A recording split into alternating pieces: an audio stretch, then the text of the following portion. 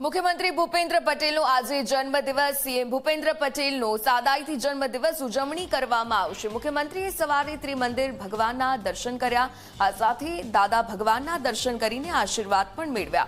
મુખ્યમંત્રી જન્મદિવસ નિમિત્તે કોઈ મોટી ઉજવણી નહીં કરે, તો દાદા ભગવાનના દર્શન કરીને મુખ્યમંત્રી ભૂપેન્દ્ર પટેલે આશીર્વાદ મેળવ્યા છે। મુખ્યમંત્રી ભૂપેન્દ્ર પટેલનો આજે 64મો જન્મદિવસ છે અને તે દરમિયાન કોઈ મોટી ઉજવણી નહીં કરવામાં આવે।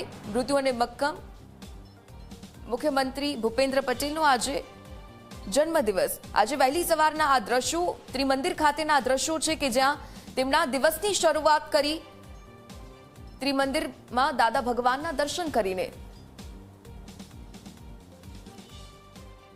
દર વર્ષની જેમ આ વર્ષે પણ દાદા ભગવાનના દર્શનની શરૂઆતથી જ તેઓ પોતાના જન્મદિવસની શરૂઆત કરતા હોય છે અને આ વખતે પણ તેમણે આ પરંપરા યથાવત રાખી છે। ફરીથી ત્રિમંદિર ભગવાનના દર્શન કરવા માટે મુખ્યમંત્રી ભૂપેન્દ્ર પટેલ વહેલી સવારે જ પહોંચી ગયા। જોકે જન્મદિવસ દરમિયાન તેઓ કોઈ મોટી ઉજવણી નહીં કરે।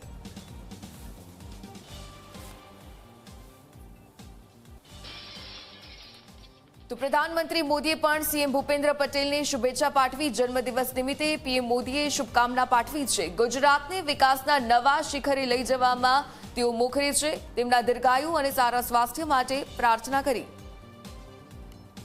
તો મુખ્યમંત્રી ભૂપેન્દ્ર પટેલનો આજે જન્મદિવસ, ત્યારે પ્રધાનમંત્રી નરેન્દ્ર મોદી દ્વારા પણ તેમને શુભેચ્છા આપવામાં આવી છે। જન્મદિવસ નિમિત્તે પીએમએ શુભકામના પાઠવી છે।